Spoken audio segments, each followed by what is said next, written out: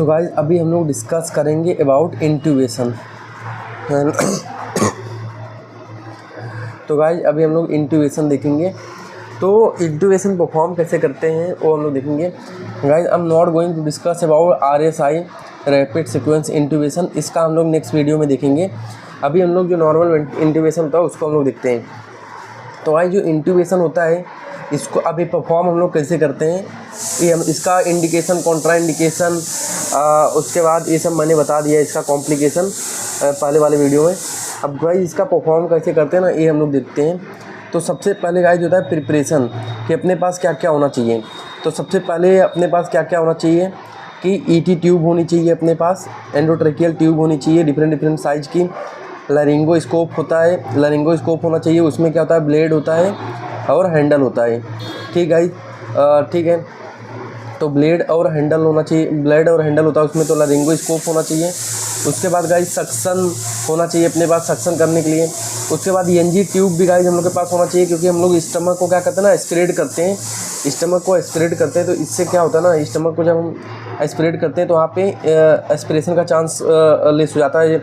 जब तक हम लोग ET ट्यूब नहीं इंट्रोड्यूस करते ना तब तक एस्पिरेशन का खतरा रहता है। इसी के लिए हम लोग क्या करते हैं, एस्पिरेट कर देते हैं थोड़ा सा। ठीक है, तो मतलब पूरा स्टमक को हम लोग ज़्यादा से ज़्यादा ट्राई करते हैं कि स्टमक को हम लोग खाली करते हैं ताकि एस्पिरेशन का चांस कम हो जाए। उसके बाद गाइस अपने पास में एम्बू बैग होता है, एम्बू बैग होता है तो उसको हम लोग पेशेंट को प्री ऑक्सीजनेट कर सकते हैं ना, क्योंकि अपने को प्री ऑक्सीजनेशन इंपॉर्टेंट है। कोई भी बंदा आ रहा है, एक सेकेंड, कोई भी बंदा आ रहा है गाइस तो उसको प्री ऑक्सीजनेट करना बहुत इंपॉर्टेंट है एंडोट्रेकियल ट्यूब डालने के पहले। ये क्यों इंपॉर्टेंट है कि हो सकता है पेशेंट में अगर इंट्यूबेशन सही से नहीं हुआ तो पेशेंट हाइपोक्सिया में चला जाएगा, ब्रेडिकार्डिया, अरिथमिया, ये सब पेशेंट हो सकते हैं, कार्डियक अरेस्ट ये सब हो सकते हैं। इसीलिए बचने के लिए हम लोग को प्री ऑक्सीजनेट पेशेंट को करना रहता है। उसके बाद सर्टन मेडिकेशन होते हैं गाइस, वो हम लोग को होने चाहिए, जैसे वैसोप्रेसिन हो गया, क्योंकि हाइपोटेंशन सपोज इन केस हुआ बंदे में तो हम लोग उसको वैसोप्रेसर यूज करते हैं, जैसे नॉरएपिनेफ्रिन। तो ये हम लोग मोस्ट कॉमनली यूज करते हैं ICU में। IV फ्लूइड होता है गाइस, तो BP को जैसे हाइपोटेंशन हुआ तो मेनली हम लोग सबसे पहले फ्लूइड से हम लोग मेंटेन करने का ट्राई करते हैं। इन केस नहीं हुआ तो नॉरएपिनेफ्रिन देते हैं उसको, नॉरएपिनेफ्रिन देते हैं उसमें। देन इसके बाद अपने पास गुड IV एसेस होना चाहिए गाइड, गुड IV एसेस होना चाहिए। इन केस अगर IV लाइन नहीं मिलेगी तो हम लोग को सेंट्रल लाइन डालना पड़ेगा, उस पेशेंट में सेंट्रल लाइन डालना पड़ता है ना। उसके बाद गाइस ये तो हो गया। उसके बाद हम लोग को मॉनिटर अटैच करना है पेशेंट में, BP का हो गया। अब BP में गाइस अगर उसका नॉर्मली मिल रहा है तो ठीक, नहीं तो हम लोग को आर्टेरियल लाइन डालना पड़ेगा ताकि BP को हम लोग मॉनिटर कर सकें। ECG हम लोग को मॉनिटर करना रहता है गाइस, ECG। उसके बाद डिफिब्रिलेटर पैड को भी हम लोग अटैच कर देते हैं ताकि अगर डिफिब करना पड़ेगा तो वो भी हम लोग कर सकते हैं। SpO2 हो गया ना गाइस, जितने भी हैं SpO2, पल्स, तो ये सब जो है मॉनिटर पे अटैच करना रहता है अपने को। ठीक है, उसके बाद ये हम लोग मॉनिटर ये अटैच कर दिए। उसके बाद हम लोग क्या करते हैं पेशेंट में, ये सब हो गया। उसके बाद गाइस हम लोग क्या करते हैं, इंट्यूबेट। अगर पेशेंट को हम लोग सपोज अब पेशेंट को इंट्यूबेट करते हैं, पहले हम लोग बैग वॉल मास्क का थोड़ा प्री ऑक्सीजनेशन दे देते हैं। और पेशेंट में सडन जैसे ये इरिटेटिव होता है तो पेशेंट में सडन सेडेटिव भी दे सकते हैं, जैसे मिडाजोलम हो गया, प्रोपोफोल हो गया। याद रखना गाइस, प्रोपोफोल जो होता है हाइपोटेंशन में यूज नहीं होता है ना, हाइपोटेंशन में यूज नहीं होता। इटोमीडिएट हो गया, इटोमीडिएट। तो इटोमीडिएट जो होता है मोस्ट कॉमन यूज होता है, मोस्ट कॉमनली यूज सेडेटिव इटोमीडिएट होता है। एज अ पेन किलर भी हम लोग उसको, और पेन किलर फेंटानिल वगैरह भी हम लोग उसमें दे सकते हैं पेशेंट में, है ना। तो ये हो गया। तो मेनली सेडेटिव हम लोग देते हैं पेशेंट में ताकि इरिटेट ना हो पेशेंट।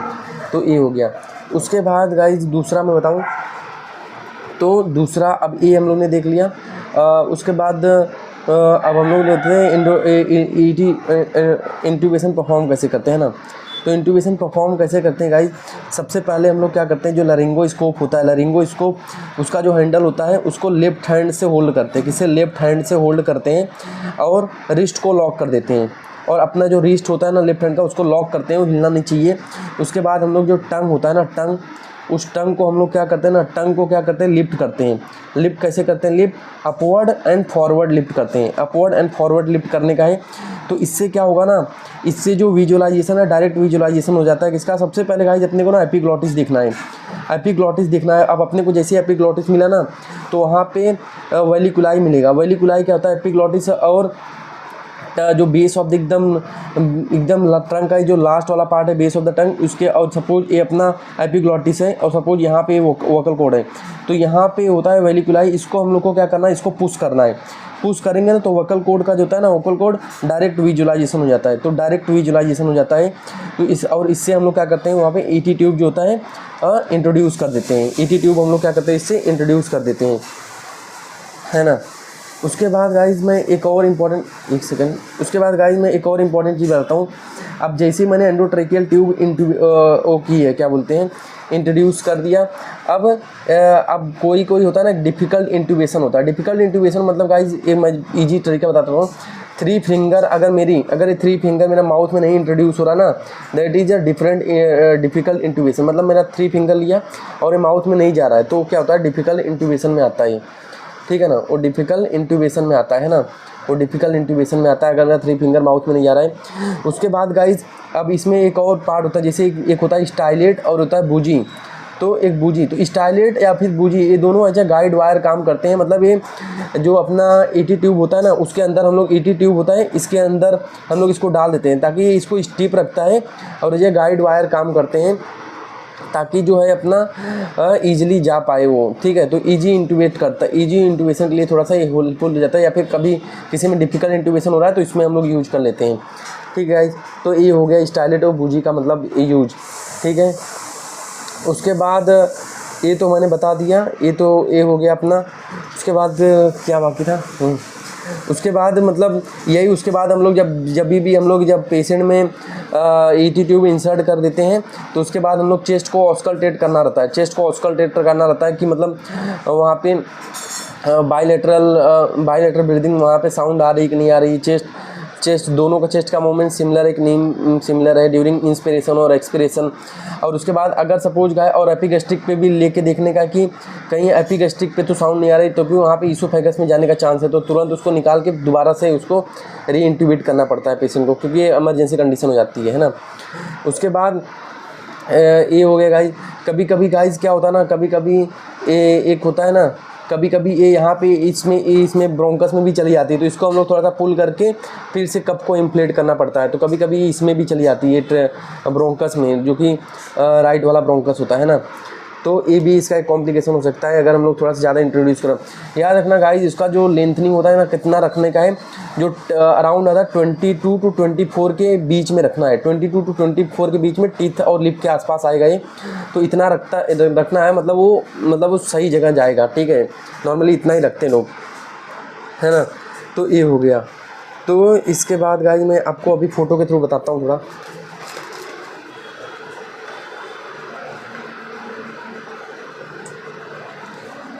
तो गाइज आप ये जो देख रहे हो ना, स्टाइलेट होता है, मतलब एज ए गाइड वायर काम करता है ना, ये एज ए स्टाइलेट होता है। और ये एपिग्लॉटिस है गाइज, ये वोकल कॉर्ड होता है, और यहाँ पे बेसिकली यहीं पे वेलिकुलाई होता है, ये जो मैं यहाँ पे बता रहा हूँ ना, यहाँ पे बीच में। तो इसको हम लोग पुश करते हैं तो ईजी वोकल कॉर्ड दिख जाता है अपने को, ठीक है। और ये गाइज यहाँ पे इसका ये हैंडल है, इसको लेफ्ट हैंड से होल्ड करना, और इसके डिफरेंट ब्लेड हैं। तो guys this is all about the intubation. तो होप आपको इंट्यूबेशन समझा होगा। इसके बाद हम लोग मिलते हैं नेक्स्ट लेक्चर में। तो guys if you like my video, और अगर आपको मतलब कुछ हेल्पफुल लगा है, तो guys you can pay on this number guys. तो आप इसमें जो है जीपे वगैरह कर सकते हैं। Whatever amount you want to give me, you can give me, and this will also helpful for you in future. ताकि जो मेरा गाइज देखो, मैं अपना बस कंटेंट इम्प्रूव करने के लिए कर रहा हूँ, ठीक है। तो अगर आप चाहे तो दे सकते हैं, अगर आप नहीं चाहे तो नहीं भी दे सकते हैं, ऐसा कुछ है नहीं। और अगर आप मेरा हेल्प करना चाहे तो ज़रूरी नहीं पैसे से करें। आप ये जो वीडियो है इसको लाइक भी कर सकते हैं, इसको सब्सक्राइब भी कर सकते हैं, और शेयर भी कर सकते हैं आगे दूसरे भी।